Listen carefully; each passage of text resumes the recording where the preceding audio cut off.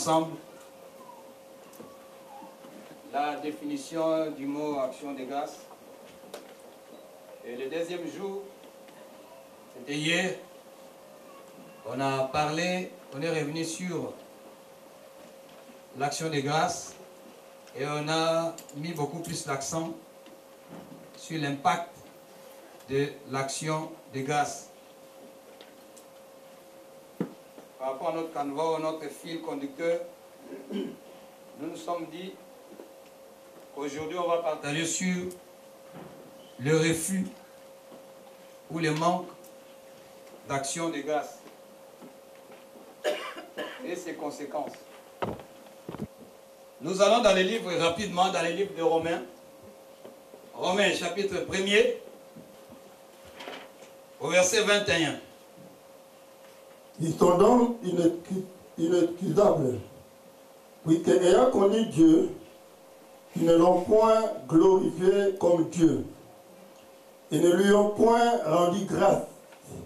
Amen. Tu peux noter jusqu'au verset 28. Ici, on nous parle, on peut aller encore dans le livre de 2 Timothée, chapitre 3, le verset 2.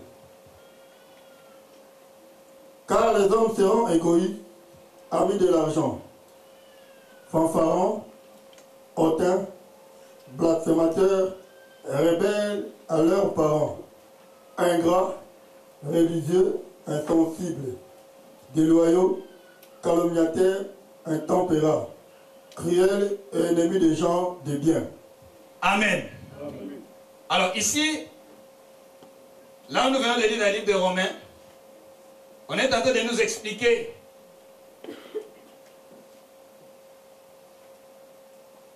d'une manière générale les gens qui ont connu Dieu, mais n'ayant pas du tout glorifié comme étant Dieu, et ils ne lui ont pas non plus rendu grâce. Parce que notre enseignement se repose sur l'action de grâce. Et hier, nous nous sommes dit, l'action de grâce, il faut que tu les ressentes. Il faut que ça fasse partie de ta vie, de ton fonctionnement. Tu dois ressentir que tu dois rendre grâce à Dieu. Dans n'importe quelle circonstance. Et nous nous sommes encore dit que l'action de grâce, normalement, ce n'est pas une option, mais c'est un ordre. Il y a des moments où on n'a pas de choix. En tant qu'humain, on n'a pas de choix. Mais comme c'est un ordre qui est donné par le Seigneur, nous sommes obligés d'obtempérer. Parce que tu n'as pas de choix. Mais il faudrait maintenant que toi et moi nous puissions comprendre que nous devons l'intégrer dans notre manière de vivre, dans notre manière de fonctionner. Quel que soit le temps ou les circonstances. Et le message de ce soir, bien-aimé, je suis venu te parler, je suis venu me parler pour que nous puissions, ou tu puisses vraiment te repentir, si c'est le cas. Mais si tu as l'habitude de le faire, tu vas encore glorifier davantage le Seigneur. Amen. Hier, j'ai été encore édifié. Il y a une sœur qui est dans la salle, qui est là, effectivement. Elle a insisté que je l'appelle. À n'importe quelle heure, appelle-moi. Et je l'ai appelé. Quand nous sommes rentrés, je l'ai appelé. Mais la sœur a expérimenté quelque chose de formidable. Elle s'est lamentée tout le temps par rapport au cas de son mari. Elle devait même prendre des décisions qui n'étaient pas du tout conformes aux Saintes Écritures. Par rapport à son mari. Mais ces jours-ci, elle a compris. Ce n'est même pas suite à ces enseignements. Le Seigneur a fait grâce à cette sœur. Et hier, quand nous étions en train de parler, elle a dit, mais ce n'est pas possible. Elle dit, Seigneur, tu ne fais que confirmer ce que moi j'avais pris comme résolution. Il faut que tu bénisses cette inspiration. Ça vient réconforter ma position. Ces jours-ci, elle avait pris la résolution de faire des actions de grâce. Elle a dit, j'ai tellement pleuré. Je me suis tellement lamenté devant le Seigneur. La situation de mon mari ne change pas. Dieu lui avait mis à cœur de faire une action de grâce. Ce n'était pas grand-chose. Et ça, nous parlons de ça demain. Elle a posé un acte d'action de grâce.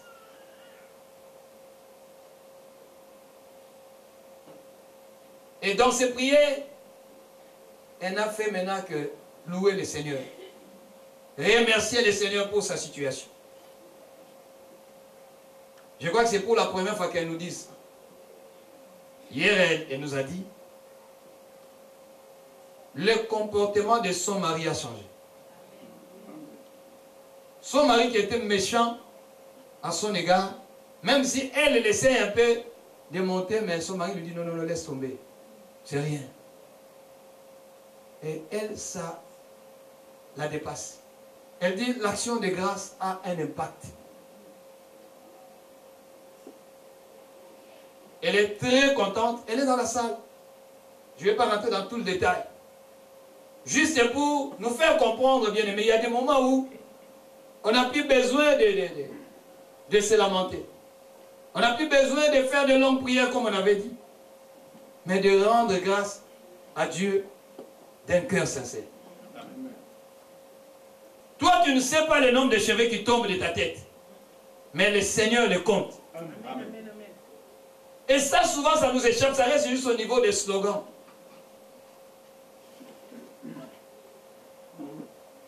Moi, j'ai été édifié par les témoignages de la sœur hier.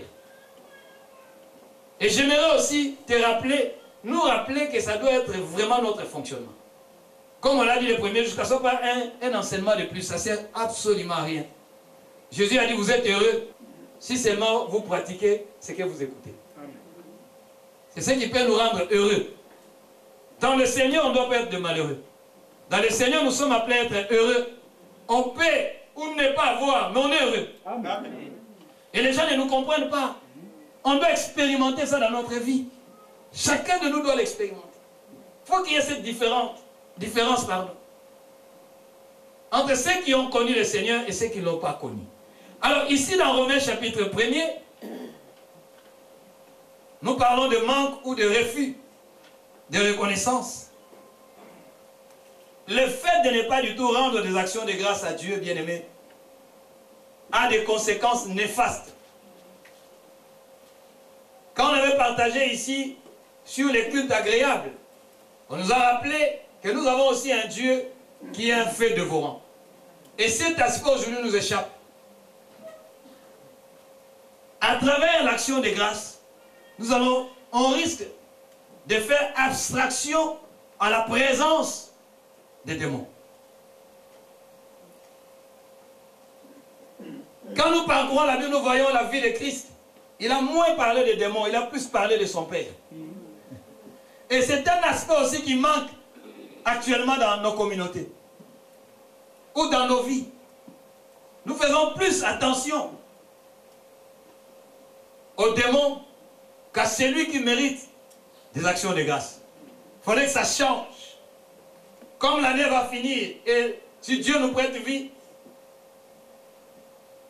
une autre année va commencer, que ça change ta manière de t'adresser à Dieu. Romains 1, 21 nous dit, ayant connu Dieu, mais ils ne l'ont pas glorifié comme étant Dieu. Et ils ne lui ont pas du tout rendu des actions de grâce.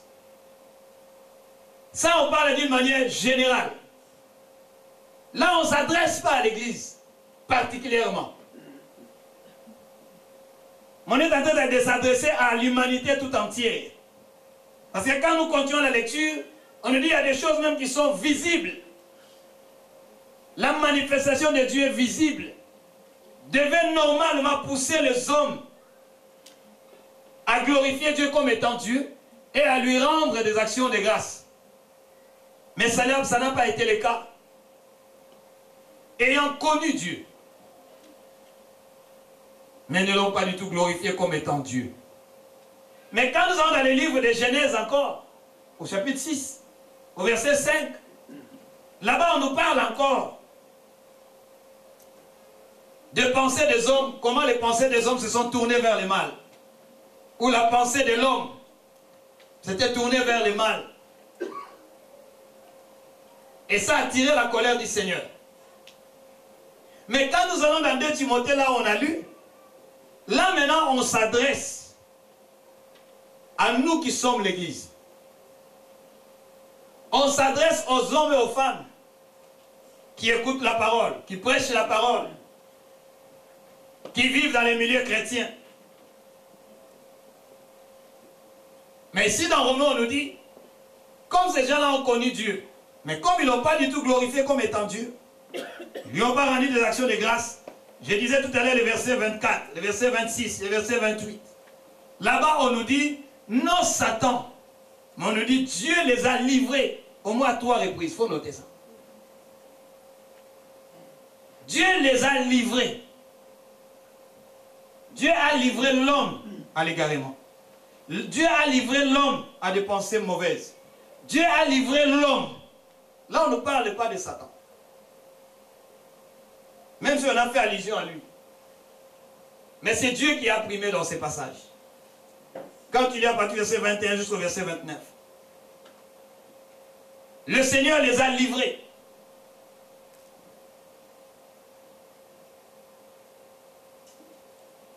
Pourquoi? Parce qu'ils n'ont pas du tout glorifié Dieu comme étant Dieu. Ils ne lui ont pas du tout rendu des actions de grâce ou grâce. Comme on avait dit hier, rendre grâce à Dieu a de l'impact. Souvent, nous promenons pour chasser les démons. Nous chassons les démons. Mais il faut atteindre une dimension où tu n'as pas chassé les démons, mais les démons sont en train de partir. Amen. Amen. Mais pour atteindre cette dimension, il faut bien comprendre la notion de l'action de grâce.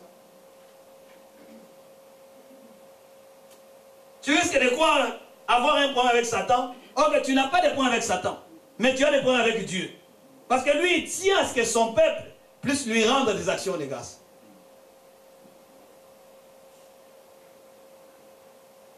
Dans 2 Timothée, on nous parle de l'ingrat. Un ingrat, c'est quelqu'un qui n'est pas reconnaissant. Un ingrat, c'est quelqu'un qui ne reconnaît pas les bienfaits. Un ingrat, c'est quelqu'un qui oublie le bienfait. Et quand j'étais encore en train de méditer, on nous dit un ingrat, c'est quelqu'un qui n'est pas favorable au développement.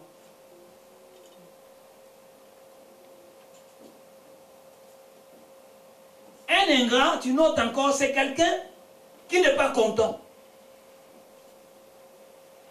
Un ingrat, c'est quelqu'un qui déplaît.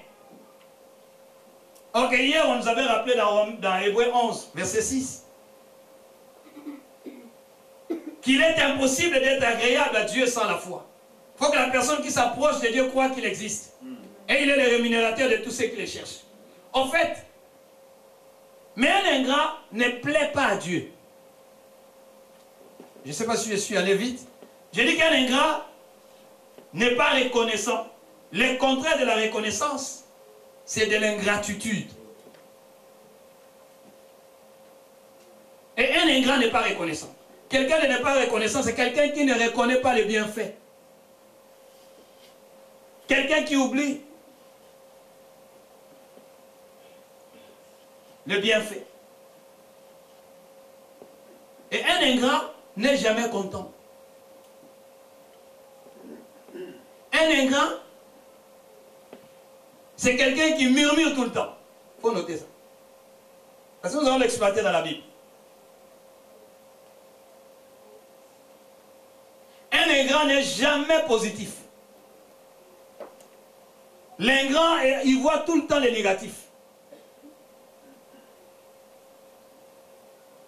Et comme nous parlons d'une manière générale et d'une manière particulière à l'Église, d'une manière générale, bien aimé, souvent nous cherchons des sorciers. Nous cherchons d'où me vient cette malédiction. Mais la Bible, pour ne pas même parler de la Bible, la liste est tellement exhaustive dans 2 Timothée 3. Mais je vais expliquer d'abord une réalité, puis je reviens sur ce que je disais. 2 Timothée 3 nous parle des derniers temps. C'est marqué au pluriel. Les derniers temps. Les hommes seront égoïstes, amis de l'argent, fanfaron, blasphémateur, irréligieux. La liste est tellement exhaustive. On nous a parlé aussi de l'ingratitude. Mais quand on parle des derniers temps ici, on nous fait comprendre effectivement, c'est la période qui se passe entre la première venue et la deuxième venue de Jésus sur terre. Mais quand nous avons la Genèse 6, au verset 5, là-bas on nous fait déjà comprendre que l'être humain, son cœur était détourné vers le mal. Le mal se faisait déjà. Mais maintenant ici dans 2 Timothée 3, on nous fait comprendre comment les choses vont s'empirer. Alors toi qui es l'église, moi qui suis l'église, je dois faire attention à tout ce que je vois tout autour de moi. Ici on nous dit les enfants deviendront rebelles. Un enfant rebelle aux parents, c'est synonyme d'un enfant qui manque du respect vis-à-vis de ses parents. Et ça, ce sont des signes qui nous font comprendre, bien-aimés, que nous vivons effectivement les derniers temps. Par rapport à l'ingratitude, il y a d'autres enfants aujourd'hui qui cherchent d'où vient mon malheur. Vous savez, l'ingratitude, comme je disais tout à l'heure, a des impacts négatifs. Je vais donner un exemple simple. On l'a toujours dit. Être parent, c'est le métier le plus difficile au monde. Moi, je suis parent. Être parent, c'est le métier le plus difficile au monde. Si vraiment ça pouvait être un métier. Je ne sais même pas si c'est vraiment un métier. Mais si ça pouvait être un métier, c'est le métier le plus difficile au monde. Vous savez qu'il y a des parents qui ont changé leur emploi du temps. Qui ont mis leur travail de côté pour s'occuper de leurs enfants. Parce que c'est tellement compliqué. Un parent peut se coucher à 2h, 3h, 4h du matin. Mais s'il faut aller travailler le matin et s'occuper de l'enfant, il peut prendre même 2 heures avant pour s'occuper de son bébé. Lui changer les couches. Penser à sa place. Pendant que l'enfant dort. Mais c'est les parents qui pensent à la place de l'enfant.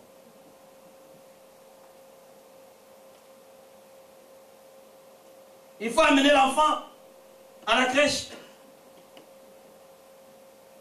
Si l'enfant est malade, c'est le parent qui tombe malade.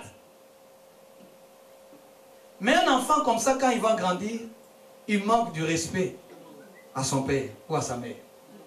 Vous allez chercher les sorciers ailleurs. Ça, c'est de l'ingratitude. Le manque de reconnaissance. L'enfant oublie les bienfaits. J'espère que ce n'est pas ton cas. Même spirituellement. Vous savez, spirituellement, nous vivons ces choses. Quelqu'un à qui tu as apporté la parole. Moi, j'aime parler des gens qui étaient même des vrais païens. Tu lui as apporté la parole de Dieu. Tu as enseigné à cette personne les b.a.-ba de la vie, le premier pas de la vie chrétienne. Demain, cette personne commence à connaître les choses de Dieu, à prêcher même. Demain, cette personne, quand tu vas lui dire, frère, va te dire non, tu n'as rien à me dire, toi. Bien aimé, ça fait très mal à nous qui sommes des pères spirituels. Souvent, nous ne disons pas ça ici. Mais il est grand temps qu'on puisse parler de ça. Amen. Moi, je t'ai appris les choses de Dieu. Moi, je serais content si demain tu prêches mieux que moi, je serais content. Mais n'oublie pas d'où tu viens. Il ne faut pas oublier. Mon père me disait, Eric, quand tu étais bébé, j'aime bien répéter ça. Quand tu étais bébé, ta vie était entre mes mains. Aujourd'hui, tu es devenu un homme. Les hommes peuvent t'apprécier. Mais si moi, j'avais décidé de mettre fin à ta vie, j'allais juste t'égorger. Donc, tu me dois du respect. Quand il me disait ça, je me taisais.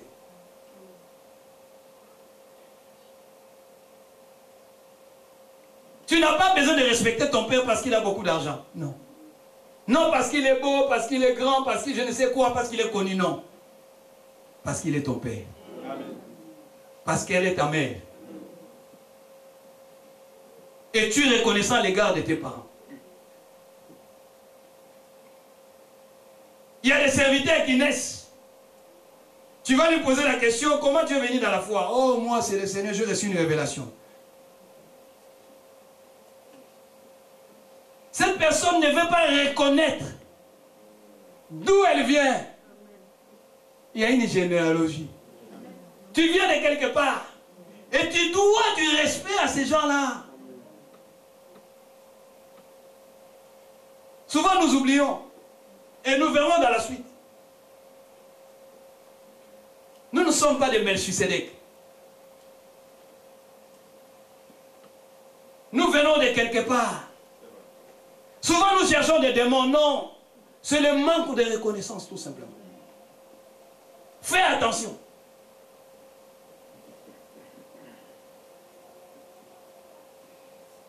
Si aujourd'hui tu arrives à prêcher, parce qu'il y a eu des gens qui t'ont appris à prêcher, ou il y a eu des gens qui t'ont amené dans la foi,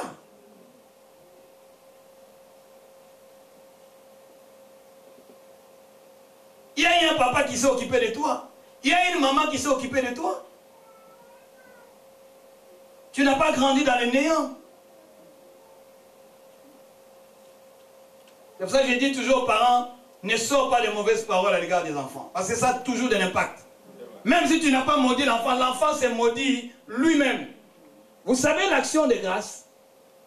L'action, tu ne peux pas du tout être dans la grâce sans rendre grâce à Dieu. Est-ce que je me fais comprendre? Amen. Si nous disons que nous sommes dans la période de grâce, en principe, nous devons rendre grâce à Dieu à tout moment. Amen. Parce que quelqu'un qui est dans la période de grâce et ne rend pas grâce à Dieu, qu'est-ce que cette personne est en train de faire? Il est en train de se mettre en dehors de la grâce. Amen. Vous savez, la Bible, il faut la comprendre.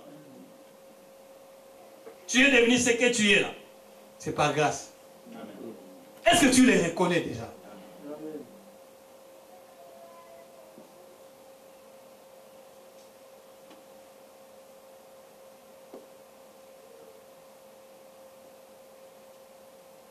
Ici, on nous dit les hommes. Là, d'une manière générale, comme je disais, les hommes, là, on parle, quand vous lisez, vous verrez, on parle de l'intelligence, on parle de la sagesse, mais on nous dit par des choses visibles. Là, tu n'as pas besoin d'une révélation pour comprendre. On nous dit, ces hommes ont vu toutes ces choses parce que c'est manifeste, c'est visible, ce n'est pas compliqué. Mais ces hommes, malgré qu'ils ont vu la grandeur de Dieu, ils ont refusé de lui rendre gloire, de lui donner l'honneur, de reconnaître que toutes ces choses ont été créées par quelqu'un. Il y a un créateur qui a fait toutes ces choses. Comme les hommes n'ont pas reconnu. Et puis non seulement ils n'ont pas reconnu, c'est pour ça que nous parlons du refus de l'action de grâce. Comme ils n'ont pas reconnu que c'est Dieu qui a créé toutes ces choses. En fait, au-dedans d'eux, ils savent qu'il y a un créateur qui a créé ça. Mais ils ne veulent pas du tout le confesser. Même les savants le disent. Ils ne veulent pas le dire parce qu'ils sont des hommes de science. Mais au-dedans d'eux, ils savent qu'il y a quelqu'un qui a fait toutes ces choses. Mais le grand problème, ils ne lui donnent pas gloire. Donner gloire, au fait, c'est respecter la personne qui est à l'origine de ce que toi tu es en train de voir. Et comme ils n'ont pas remercié Dieu, la Bible nous dit Dieu les a livrés. Et ils se vantent, lisez bien ça, ils se vantent intelligents, sages. Mais aux yeux de Dieu, ils sont fous. Et ça confirme encore la parole du Seigneur, la parole confirme dans 1 Corinthiens. On dit que la prédication de la croix est une folie pour ceux qui périssent. Amen. Mais c'est la puissance de Dieu pour nous qui croyons. Amen. Il y a des choses que nous aujourd'hui nous comprenons et ils ne comprennent pas. Ils sont devenus des fous. C'est pour ça qu'il dit toujours que devenir un enfant de Dieu, c'est un privilège. Vous savez qu'aujourd'hui, il y a beaucoup de gens qui vont commettre des péchés. Vous êtes au courant? Après la messe de minuit. Hey! Beaucoup de gens vont avaler les péchés comme de l'eau. Ils attendent la messe de minuit. Ça devait être le contraire. Mais après la messe de minuit, l'enfer va se réjouir. Il y a des filles qui vont tomber enceintes. Il y a des mariages qui vont se casser. Des relations qui vont se briser. Il y a des gens qui vont tomber malades. Il y aura des morts. Après la messe de minuit. Mais nous savons que ce jour-là, quand il était né, même les païens sont venus l'adorer. Amen. Ayant connu Dieu, ils ne l'ont pas du tout glorifié comme étant Dieu. Et ça s'adresse aux hommes qui paraissent être intelligents, les sages de ce monde. Mais nous, Dieu nous a fait grâce de comprendre que tu peux être intelligent, mais tu ne dois pas du tout nier l'existence de l'être suprême. J'étais en train de lire dans le livre de Chroniques, on nous parle d'un roi. Mais on nous dit, même l'invention, le Seigneur leur a donné l'intelligence d'inventer. Comment toi tu as l'intelligence d'inventer puis tu t'écartes de Dieu? Ça ne doit pas t'écarter de Dieu, ça doit te rapprocher du Seigneur. Tu inventes en base de ce qui existe déjà. Alors ce qui existe, il y a quelqu'un qui l'a créé. On a vos histoires de Dieu là, oh parce que vous n'avez rien à faire. Oh là-bas ce sont des aboutis. Non. Non. Il y avait même un médecin qui a suivi Jésus. Amen. Luc, c'était un médecin. Mais il a suivi Jésus. Vous pouvez dire non, ce sont des histoires. Et quand nous lisons d'ailleurs les 4 évangiles, nous voyons comment Luc est en train de détailler les miracles que Christ a fait. Il faut bien lire le livre de Luc. Tu verras que Luc donne des détails que les autres n'ont pas donnés. Parce que c'était un médecin, c'était un cartésien. Il voulait vérifier, il ne pouvait pas dire quelque chose s'il n'avait pas certifié ça. Il rentre dans les détails des guérisons que Jésus-Christ opérait. Ayant connu Dieu, ils ne l'ont pas glorifié comme étant Dieu. Et Dieu lui-même les a livrés à des mauvaises penchants. Des mauvais penchants, pourquoi? Parce que ces hommes, au lieu de dépendre de Dieu, ils commençaient à dépendre d'eux-mêmes. Comme ils dépendent d'eux-mêmes, c'est pour ça que j'ai fait allusion au livre de Genèse, chapitre 6, verset 5. Là-bas, on nous fait comprendre que l'homosexualité n'a pas commencé dans le livre de Timothée. Ça a commencé dans le livre de Genèse. Et ça, la Bible nous dit, ça a attiré la colère du Seigneur. Et ici, on nous dit, les hommes ont changé les pratiques naturelles. Maintenant, les hommes, comme ils n'ont pas glorifié Dieu comme étant Dieu, ils commencent à s'accoupler entre eux. Homme avec homme, femme avec femme. Et non seulement ça, ils commencent même à aller avec des animaux. Mais les gens qui font ça dans le monde, trouvent qu'ils ont fait des progrès.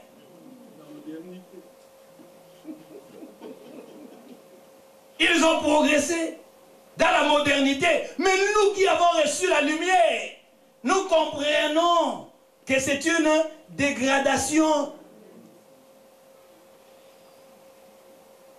Quand nous observons ce monde, avec l'œil que Dieu nous donne, nous comprenons que au lieu de progresser, nous sommes en train de régresser. Ça, c'est le manque de reconnaissance de l'être suprême. Aujourd'hui, le mal est devenu bien. Quand un enfant ne respecte pas une grande personne, on trouve ça normal.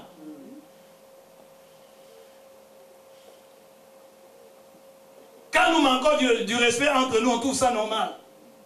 Tu vois même les gens commencent à s'habiller comme des animaux. Il y a ce qu'on appelle la dépravation de mœurs. Bien aimé, c'est la parole. Parce qu'ici, on s'adresse à l'intelligence humaine. Nous qui croyons être sages, mais nous sommes devenus fous aux yeux de Dieu. J'espère que ce n'est pas ton cas. Et nous voyons, nous sommes dans des pays développés. Mais regardez la mentalité. Regardez les pensées qui animent les hommes. C'est pour cela l'Église, nous avons une mission, frère. Une mission de faire comprendre à ces gens-là qu'ils ont besoin du Seigneur dans leur vie. Amen. Ils sont allés contre la nature. L'Église veut nous rapprocher de la nature divine.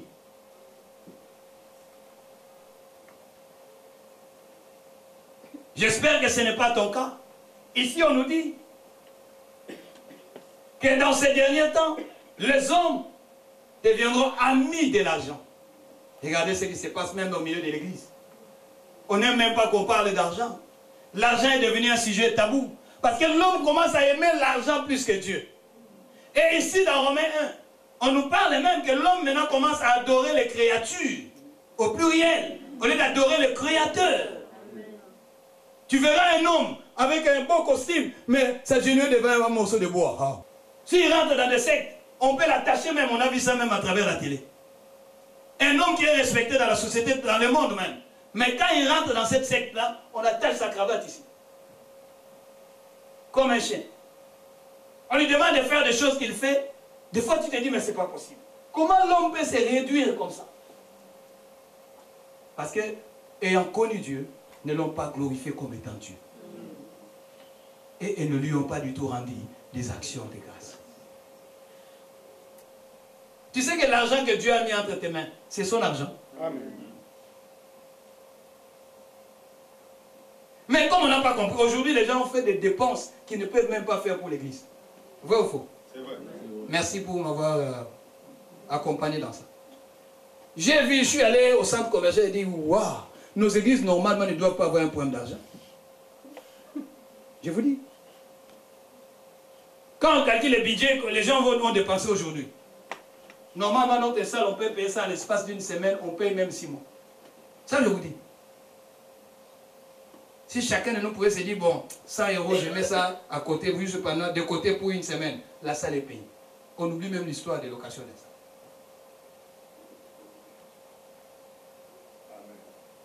Mais comme on n'aime pas encore Dieu comme il faut, mon argent c'est à moi. S'il faut faire des dépenses qui me concernent, là je ferme les yeux, je ne me pose même pas de questions. Mais nous oublions que quand nous venons ici, il y a des vies qui sont sauvées. Amen. Ça, c'est le manque de reconnaissance. Nous oublions qu'il y a des couples qui sont sauvés ici. Il y a des gens qui sont privés de la prison parce qu'ils viennent ici. Amen. Mais est-ce que tu es reconnaissant? Tu oublies. Tu es ingrat. Oui, une ingrate. Parce que tu oublies le bienfait. Tu oublies les bienfaits que l'Église peut t'apporter. Tu oublies. Ce que le Seigneur te demande, c'est de lui rendre grâce. Mais nous oublions. Nous oublions. Nous, il y a d'autres, vous savez, l'Église nous facilite la tâche même pour l'éducation de nos enfants. Moi, personnellement. Il y a des choses que je ne dis pas aux enfants, mais ils apprennent ça à l'école de dimanche. Comme là, c'est la fête de Noël, excusez-moi le terme, je vais citer quand même. Mais mes enfants savent déjà que papa ne va pas du tout nous mettre Père Noël ou cela. Je suis épargné. Ce n'est pas que moi, j'ai pris le temps d'enseigner aux enfants. Moi, j'ai enseigné ça à l'église. Mais pour les enfants, c'est à l'école de dimanche. Je dois être reconnaissant. Il m'embête, papa, est-ce que Père Noël est descendu avec les cadeaux? Je sais que les cadeaux là, c'est la dépense. Vrai ou faux? Je dois quand même être reconnaissant. Dire Seigneur merci. Il y a l'église qui me facilite la tâche. Une fois mon fils, il avait à l'époque 7 ans. Il m'a dit, papa, tu sais, les enfants qui traînent dans la rue sont des enfants de Satan. Moi, il dit pourquoi? Il a dit, mais non, un enfant de Dieu ne peut pas traîner tard dehors. Je dis, waouh, où est-ce que tu as appris ça? À l'école de dimanche. Gloire à Dieu. Seigneur, sois béni. Nous ne sommes pas reconnaissants. Tu as un homme que tu as 24 heures sur 24. En plus, c'est un homme qui est beau. Ce qui l'empêche d'aller courir d'autres femmes parce qu'il a reçu la parole. Amen. Tu ne peux pas être reconnaissant. Tu as une femme aussi, demain, cette femme se rebelle. Toi, ta vie est chamboulée. Mais cette femme-là est là. Que tu fasses des bêtises ou pas, elle est toujours là. Pourquoi ne pas dire merci au Seigneur? Nous sommes ingrats. Nous avons de l'ingratitude. Un ingrat, j'avais donné cet exemple quand on était encore à Saint-Denis. Il y a un oiseau qu'on appelle pan. Je dis qu'un ingrat ne voit pas le positif. Un ingrat, en fait, ce qui l'intéresse, il est habité par... Et nous avons des frères comme ça. Nous avons des sœurs comme ça. Mais ça ne doit pas être ton cas. Connaissez cet animal, cet oiseau qu'on appelle pan? Moi, j'ai appelé pan, on m'a dit pan. Pan. Voilà, ok. Alors, comme vous voulez. C'est un oiseau. En fait, quand il déploie ses ailes, c'est multicolore, c'est beau à voir. Tu vois toutes les couleurs. Et c'est joli. Alors il y a quelqu'un, il est allé au jardin zoologique. Arrivé là-bas, il a vu cet animal et cet oiseau. Il a regardé cet oiseau, tout le monde contemplait l'oiseau, tout le monde était content. Regardez maintenant l'attitude d'un ingrat. Il rentre à la maison, il lui pose la question, qu'est-ce que tu es allé voir là-bas? Oh, on a visité tout ça, on a vu un oiseau. Et cet oiseau était comment? Il s'appelle comment? Il a dit les noms. Et cet oiseau s'appelle comment? Il a dit les noms. Et comment tu l'as trouvé? Ah, cet oiseau est moche. On a dit pourquoi? Au fait, il a des petites pattes noires.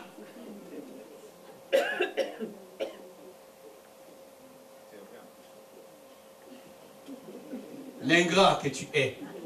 Tu n'as pas vu quand il a déployé ses ailes. Tu n'as pas vu la beauté qu'il manifeste. Toi, ce qui t'a intéressé, c'est seulement les petites pattes noires. Ingrat. L'ingrat, en fait, lui, il est habité par tout ce qui est négatif. Ah, dans cette église-là, non. En fait, toi, ce qui est bien de l'église, tu ne vois pas. Toi, tu es seulement prêt à aller propager tout ce qui ne va pas. Même dans ton couple. Tu fais abstraction de toutes les qualités de ton mari. Tu fais abstraction de toutes les qualités de ta femme. Ce qui t'intéresse, c'est seulement ses défauts. Ingrat que tu es. Tu as une femme qui est un pan ou un paon. Un homme qui est un pan ou un paon. Mais toi, ce qui t'intéresse, dans cet homme, dans cette femme, c'est seulement ces petites pattes noires. En plus, c'est noir. Tu es ingrat. Tu n'es pas reconnaissant. Qu'est-ce que l'Église a déjà fait pour toi? Et là, tu vas chercher. Ah! Mais si on te dit, parle maintenant de mal de l'Église. Parle mal de ton mari. Parle mal de ta femme. Ah! Là, tu ne vas même pas réfléchir. Tu commences. Mais toi qui écoutes la parole, la Bible nous dit, 2 Corinthiens chapitre 5, 17, celui qui est en Christ est devenu une nouvelle créature. Les choses anciennes sont passées, voici toutes choses deviennent nouvelles. Ta manière de réagir doit changer. Amen. Tu ne dois pas rester ingrat. Tu dois commencer plus à t'attarder sur ce qui est bien. Ce qui a contribué à ton édification. Ce qui a contribué au développement de ton mariage. L'ingrat n'aime pas le développement.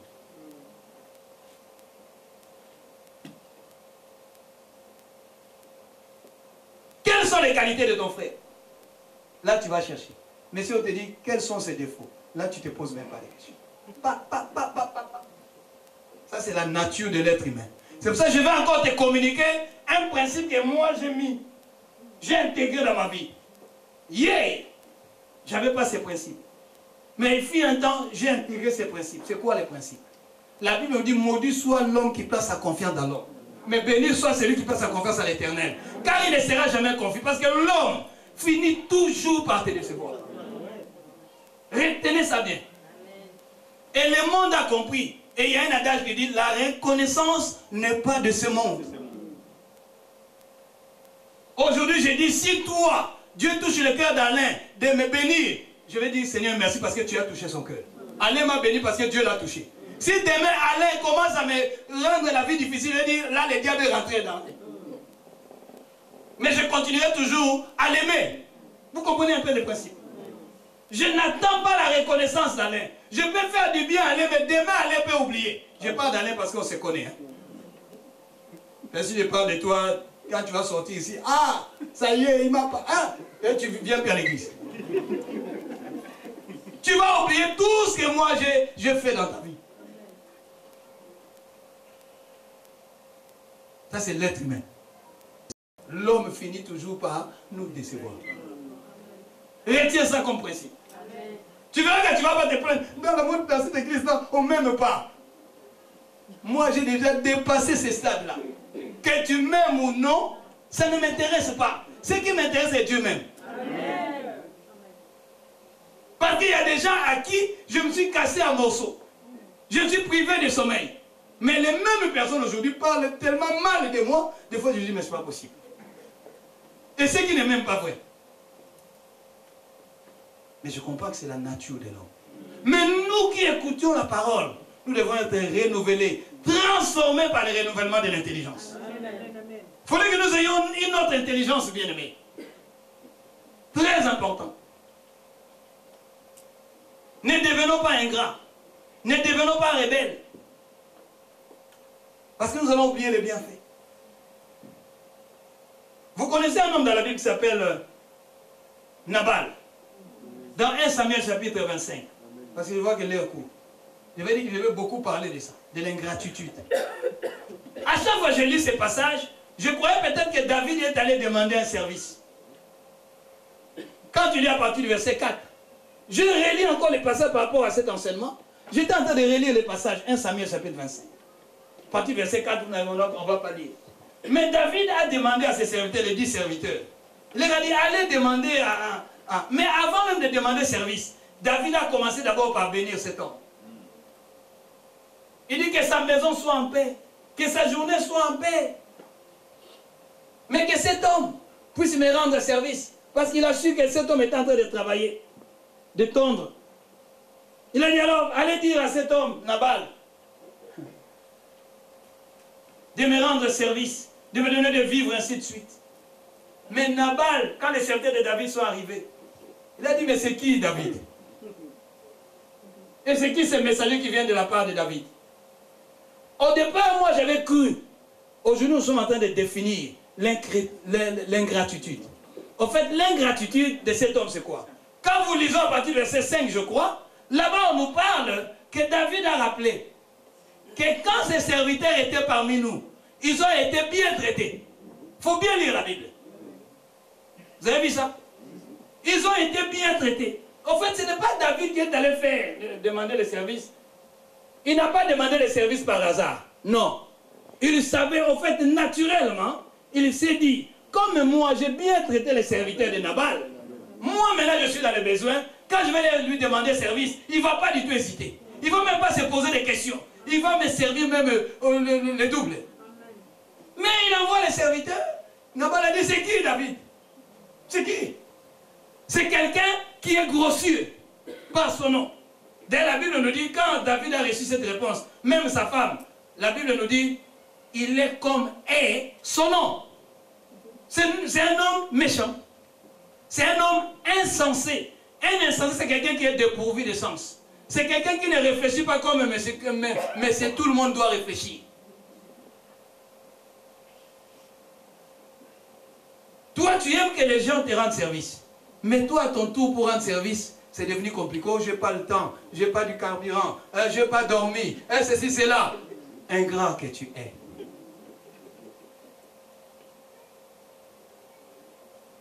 Toi, tu veux que les autres soient disponibles pour toi. Mais toi, tu ne peux pas être disponible pour les autres. C'est ce qui fait que nos églises deviennent de plus en plus faibles. Il y a des gens qui ne peuvent pas se mettre à la disposition de l'église. Et tu viens à l'église pour toi-même. Je l'ai toujours dit, Dieu ne peut pas te sauver pour toi-même. Non. Dieu nous sauve pour que nous puissions nous occuper des autres, bien-aimés. Dieu ne peut pas nous sauver, parce que sinon, quand il te sauve, il t'enlève, tu vas au ciel. Mais comprends déjà que tu es rentré dans ce qu'on a, la liste est tellement exhaustive, tu es égoïste. Et un égoïste est proche de l'ingrat. Regardez cet homme. David a rendu service. David, quand il rendait ses services, il ne posait même pas de questions. Maintenant, il vient vers lui. Il a dit, c'est qui? Avec grossièreté. C'est qui, David? Il a oublié. On a dit, un ingrat, c'est quelqu'un qui oublie les bienfaits. Comme Nabal. Ne sois pas comme lui. Heureusement, Nabal avait une femme merveilleuse, Abigail. Une femme formidable. Une femme sage qui bâtit. Elle savait couvrir cet homme. Elle savait couvrir les défauts de cet homme. C'est ce qu'il faut pour toi et moi. Ça va couvrir les défauts de ton mari. Ça va couvrir les défauts de ta femme. Ce n'est pas qu'il est l'homme le plus gentil du monde, non. Ce n'est pas qu'elle est la femme la plus gentille du monde, non. Parce que tu as compris seulement les principes. Mais quand nous lisons, je dis l'impact de l'ingratitude, David s'est mis en colère.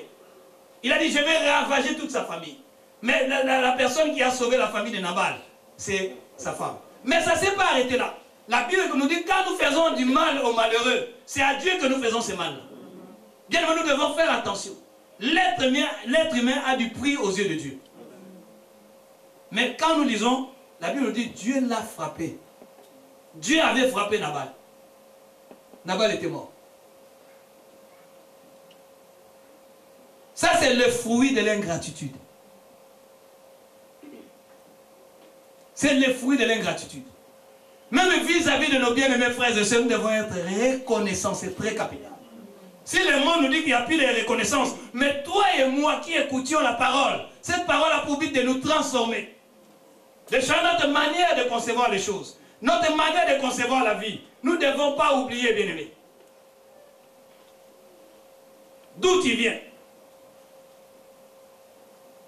Tu n'avais rien. Tu n'avais rien. Mais aujourd'hui, tu as peut-être quelque chose, tu commences à oublier d'où tu viens. N'oublie pas. Ne sois pas ingrat. Apprends à rendre grâce à Dieu. Nous disons que tout nous vient de lui. Amen. Si tout nous vient de lui, à chaque fois que nous recevons, nous devons aussi retourner vers lui. Lui dire merci.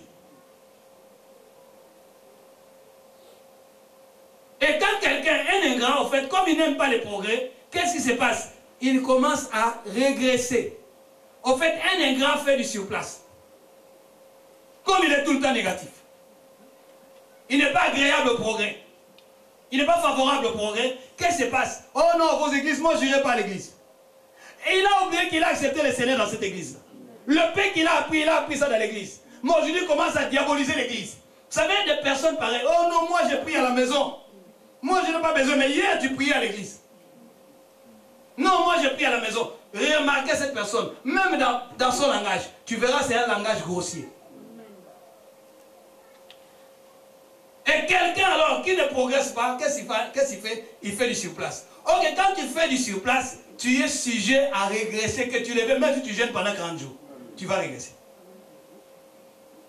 Fais attention, ne tombe pas dans ces pièges. Tu dois toujours être reconnaissant de la valeur des rassemblements. Très important. La grâce que toi tu n'as pas, moi je l'ai. La grâce que moi je n'ai pas, toi tu l'as. Et quand nous nous retrouvons, nous nous complétons et je profite de la grâce que Dieu a départie sur toi. Et cette grâce-là, je peux jeûner pendant 40 jours. Je ne l'aurai pas. La valeur du rassemblement.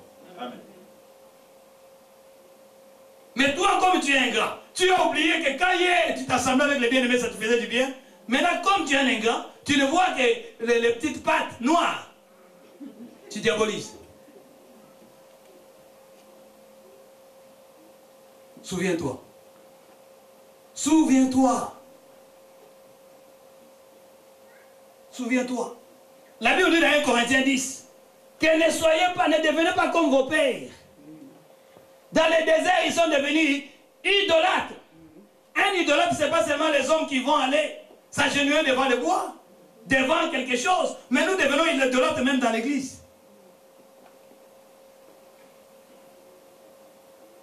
Le Seigneur n'occupe plus la première place qu'il occupait hier. Normalement, la connaissance de Dieu ne doit pas t'éloigner de Dieu. Amen. Ne doit pas te pousser à régresser. La connaissance doit t'amener encore dans la présence du Seigneur. Amen. Ou bien toi, tu as la connaissance qui enfle. Mais si tu as la vraie connaissance de Dieu, ça doit t'amener à progresser avec le Seigneur. Amen.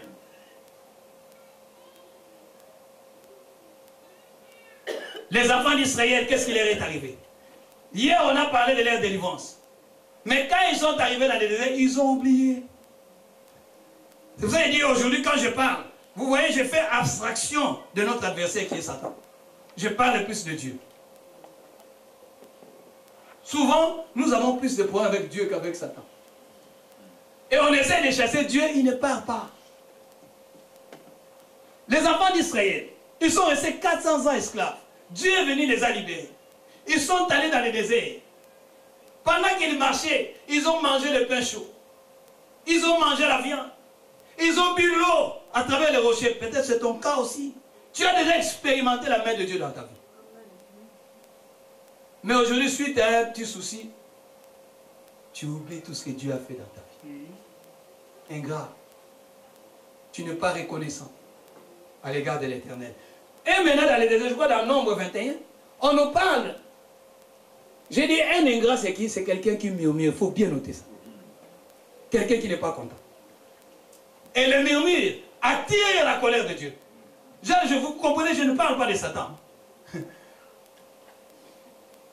Ils se sont mis à murmurer contre Moïse. Oh, pourquoi il fallait même qu'on meure là-bas? Pourquoi tu nous as ramenés ici? Ils ont commencé à murmurer. Comme ils étaient ingrats, ils n'ont pas été reconnaissants à l'égard de l'Éternel. La Bible n'a pas dit que Satan s'est levé. Non. La Bible dit que Dieu lui-même leur a envoyé des serpents. Les serpents ont commencé à les mordre. À cause de quoi? À cause des murmures. Parce que le Seigneur a dit, mais ce n'est pas possible. Si nous-mêmes, les êtres humains, quand tu me fais du mal, j'attendais à ce que tu me dises, ne serait-ce merci, tu me fais du mal, ça me fait mal. Je pleure dans mon cœur, je dis, mais ce n'est pas possible. Ce n'est pas toi qui pouvais me faire ça. Moi, un être humain, je pleure. À combien plus forte raison Dieu? Dieu, il veut tout ce qu'il fait pour nous. Nous devons lui rendre grâce. Mais les enfants d'Israël, au lieu de rendre grâce, ils commencent à murmurer. Dieu a dit, mais ce n'est pas possible. Comme ils murmurent, moi-même, Dieu, je vais m'occuper d'eux. Il a envoyé des serpents. On n'a pas dit Satan a envoyé des serpents. Les serpents ont commencé à les mordre. Mais ils sont allés encore pleurer devant Moïse. Et Dieu a dit à Moïse, fais les serpents. Vous savez, nous avons un Dieu bon. C'est pour ça que ce soir, tu ne peux pas sortir avec ingratitude. Tu dois être reconnu. Je vais prier avec des gens qui ont été tellement ingrats à l'égard de l'Éternel. Non, même à l'égard de tes frères et sœurs. Même à l'égard de l'Église, tu as été ingrat. Tu as oublié les bienfaits que l'Église t'a apporté. Tu as oublié les bienfaits que le Seigneur t'a apporté. Ces dieux-là, on ne les voit pas comme ça. Qui a déjà vu Dieu ici? On les voit à travers des frères et sœurs. Amen. Il faut noter ça.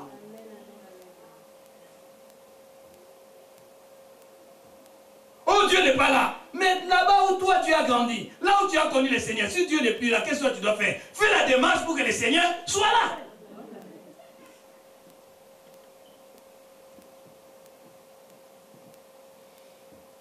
Dieu lui-même a envoyé les serpents. Et les serpents là, c'est l'image des démons qui... Souvent les gens sont tourmentés par les démons. Nous chassons ces démons, ils ne partent pas. Ce que Dieu attend de toi ce soir, c'est seulement te repentir. Dire, Seigneur, j'ai bafoué tes bienfaits. Je me connais tes bienfaits. Je ne me rappelle plus de ce que tu as fait pour moi de bien. Et le diable est en train de t'embêter pour rien. Pourquoi? Parce que tu n'es pas reconnaissant. Le manque de reconnaissance a de l'impact négatif. Comme un papa qui dit c'est pas possible. Cet enfant peut me faire ça.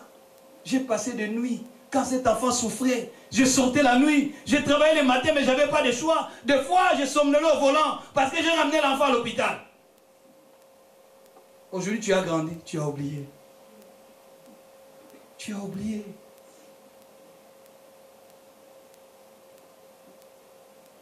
Tu n'es pas reconnaissant. Tu as oublié.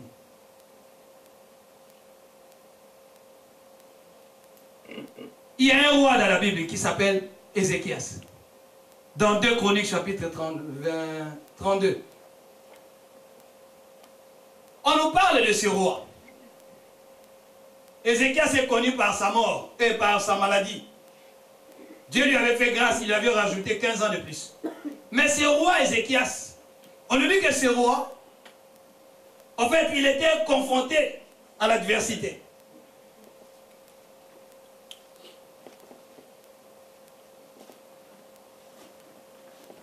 Et face à l'adversité, il a crié vers l'Éternel.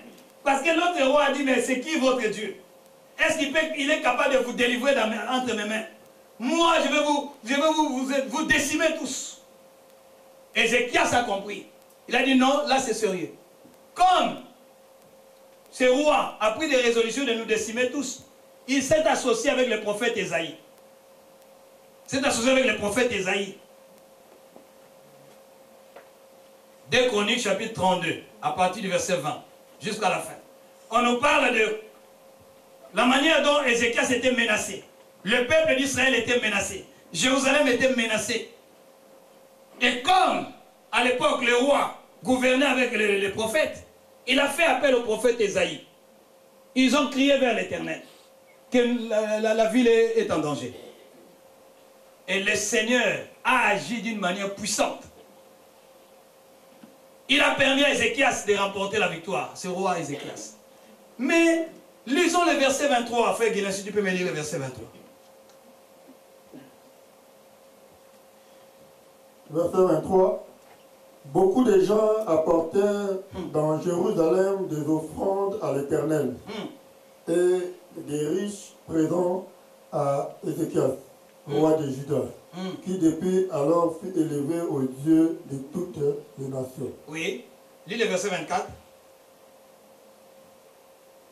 Le verset 24. En ce temps-là, Ézéchias fut malade à la mort. Il fit une prière à l'Éternel, et l'Éternel lui adressa la parole et lui accorda un prodige. Le verset 25. Mais Ézéchias ne répondit point au bienfait qu'il avait reçu, car son cœur se leva, et la colère de l'Éternel fut sur lui et sur Juda et Jérusalem. Amen. Ézéchias, vous voyez, ça c'est la nature de quelqu'un qui n'est pas reconnaissant. Ok, quand je vous parle d'Ézéchias, ce n'est pas n'importe qui. C'est un vrai roi qui a été agréable au Seigneur. Et ça, c'est un piège qui arrive à beaucoup de bien-aimés parmi nous. Au départ, quand on n'a rien, on est vraiment un vrai saint. Quand on est dépourvu de moyens, bien-aimés, je vous dis par expérience. Il y a des gens, quand ils n'ont rien, là, ils sont des saints. Ils commencent à devenir ingrats à l'égard de l'Éternel. Ils oublient d'où ils viennent. Or que ce roi a marqué la Bible, Ézéchias. Le Seigneur l'a délivré de ses ennemis. Et après la délivrance de ses ennemis, les gens ont reconnu qu'Ézéchias avait un Dieu puissant. Ils sont venus avec des biens. Souvent, c'est ce que nous ne faisons pas. On peut reconnaître que non, dans cette église-là, Dieu m'a fait du bien. À travers ces hommes de Dieu, Dieu m'a fait du bien. Mais on n'amène rien. Et ils ont ramené des biens, des richesses. Et Ézéchias, qu'est-ce qui se passe? Après avoir reçu tout ça, même il était malade, Dieu l'a délivré de la maladie. Et après, et ce qui est grave, c'est un piège que tout le monde doit faire attention. Il est tombé dans ce piège. La Bible nous dit que son cœur s'est élevé. Il a oublié le bienfait de l'Éternel. Et ça, Dieu ne pardonne pas. Tu sais, on avait un président dans un pays africain qui disait tu peux toucher à tout, mais ne touche pas à son pouvoir. Tu peux même voler l'argent du gouvernement. Il n'en parlait pas, mais si tu touches à son pouvoir, on va te zigoter. On va te couper la tête. Ça, c'est comme notre Dieu. En fait, Dieu tient tellement à sa gloire. Dieu veut que tout ce qu'il fait dans ta vie puisse glorifier son nom. C'est pour ça que je dis souvent, nous croyons que c'est le diable. Tu n'as pas de problème avec le diable. C'est le Seigneur qui se met en colère. Tu as oublié d'où tu viens. Et ton cœur commence à s'élever. Un ingrat, tu notes encore, c'est un orgueil. Quand il est bien, il croit que c'est par rapport à sa force, par rapport à son intelligence. Il y a des gens qui sont plus intelligents que toi, mais qui n'arrivent pas à voir ça. Amen. Qui ont plus de vigueur, qui n'arrivent pas à voir ça. Si nous avons des gens comme ça à l'église, nous serons tranquilles. Le roi Ézéchias, il est devenu orgueilleux. Il a oublié que la délivrance, la guérison venait de l'Éternel. Il a oublié. Il a oublié. Il a oublié. Il faut noter le verset 25. Il faut bien souligner ça. Il a oublié. Ah, vous aussi, vous exagérez. Vous demandez beaucoup. On n'a même pas besoin de te demander. Toi-même, on a dit, hey, tu dois ressentir le rendre grâce à Dieu. Vous vous souvenez encore de ça? Il faut que tu ressentes. Il faut que ça fasse partie de ton fonctionnement. Sinon, si Dieu, vous savez, les hommes, s'ils ouvrent les portes, tu peux lutter et puis tu tiens à ce que ces portes ne se ferment pas. Mais si c'est une porte que Dieu a ouverte et il a fermée, tu peux faire les pieds et les mains, ça ne va plus s'ouvrir. Et la seule solution pour que cette porte s'ouvre de nouveau, c'est la repentance. Si tu lis la suite, Ézéchias s'est repenti. Parce que la colère de Dieu s'est abattue sur lui. Il y a beaucoup, on chasse les démons des fois qu'on ne devait même pas chasser. Oh, chassons les démons de ceci. Non. Toi, tu n'as pas été reconnaissant à l'égard de l'Éternel. Roi Ézéchias. Je parle d'un, ce n'est pas n'importe quel roi. Un roi qui a marqué la Bible. Mais quand il a eu tous ses biens, son cœur s'élève. Et c'est le cas de plusieurs parmi nous. Mais quand on n'a rien, là on est vraiment un vrai enfant de Dieu. Alléluia, que Dieu te bénisse. Ah, gloire à Dieu. Mais quand on commence à voir, on devient grossier. Ah, eux aussi. Ah, ils exagèrent. Ah, est-ce que vraiment vous croyez que Dieu est dans ces histoires-là? Hein? Tu as oublié d'où tu viens. Tu n'auras pas de problème avec les hommes, mais tu auras des problèmes avec les créateurs, celui qui t'a tout donné là. Faisons attention, bien-aimés. Faisons attention. Ce sont des principes. Si tu appliques ces principes dans ta vie, frère, les démons auront du mal à te toucher. Parce que les démons commencent souvent à toucher les gens qui ont l'orgueil en eux. Parce que l'orgueil, c'est la nature de l'adversaire de Dieu. On avait dit que Satan, c'est l'adversaire de Dieu et l'adversaire des hommes. Et quand tu as l'orgueil en toi, comprends que le diable a compris qu'il peut avoir sa part. Le roi Ézéchias. Moi, quand je parle d'Ézéchias, je parle tout d'Ézéchias en bien. Mais en méditant, je dis, waouh, on doit faire attention. Et c'est ce qu'Agur avait compris. Il a dit, ne me donne pas trop. Je risque de te renier. Agur avait compris que le manque de reconnaissance attire la colère de Dieu.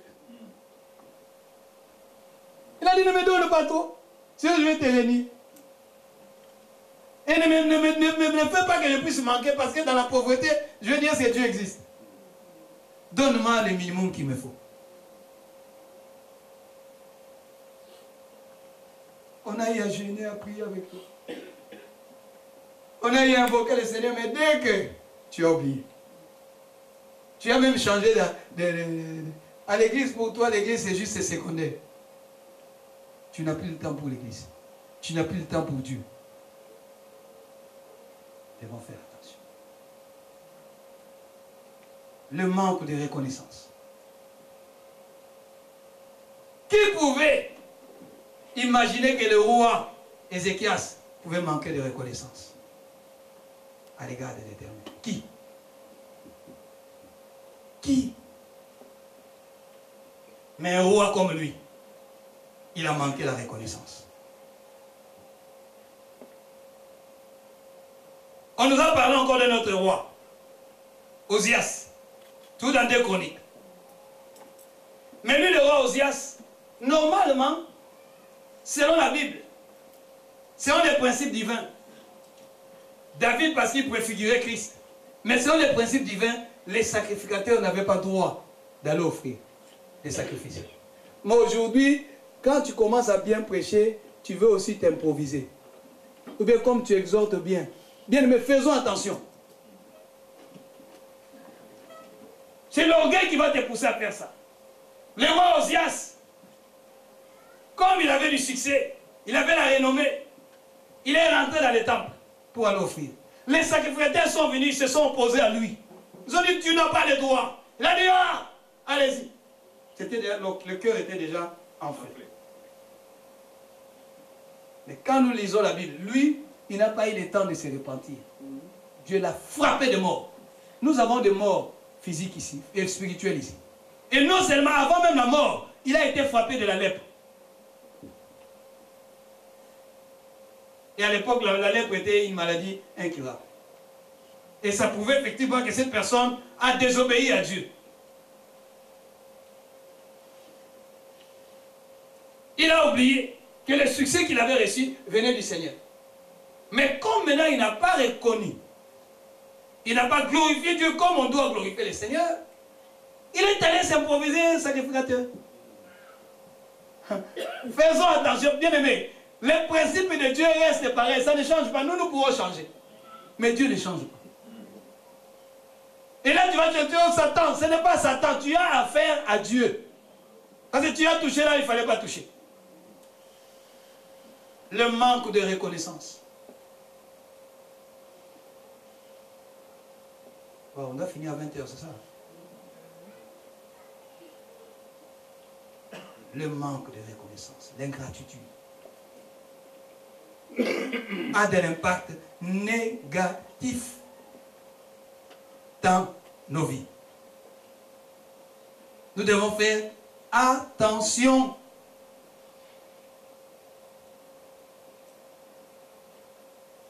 Je vais récapituler parce qu'il est déjà l'heure.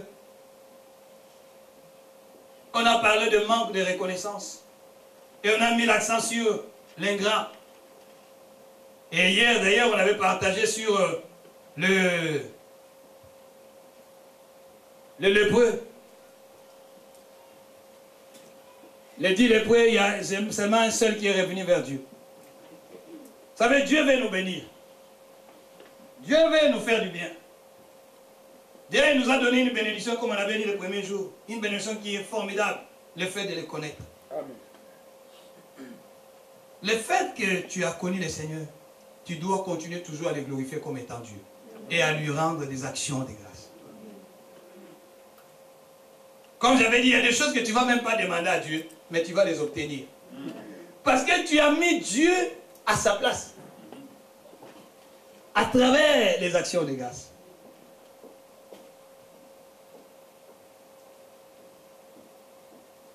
Ne sois pas comme Nabal. Ne sois pas comme le roi Ézéchias. Ne sois pas comme le roi Osias. Ne sois pas comme ce monsieur ou cette dame qui est allée au jardin. Lui, il a retenu que les petites pattes noires.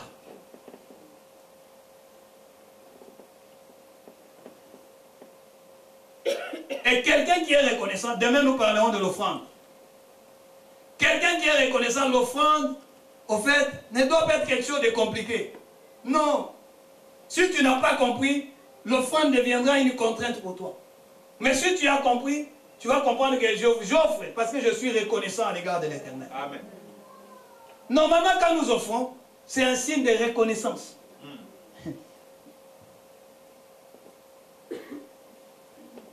Et nous parlerons aussi des droits des sacrificateurs demain.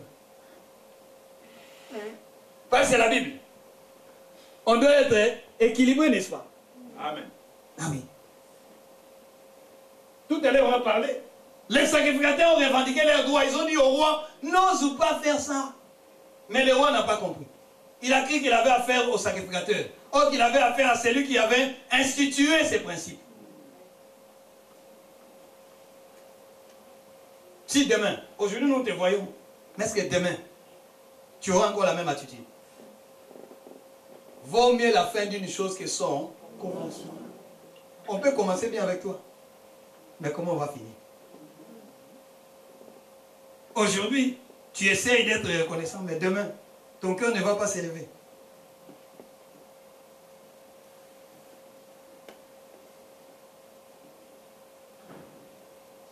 Soyons reconnaissants.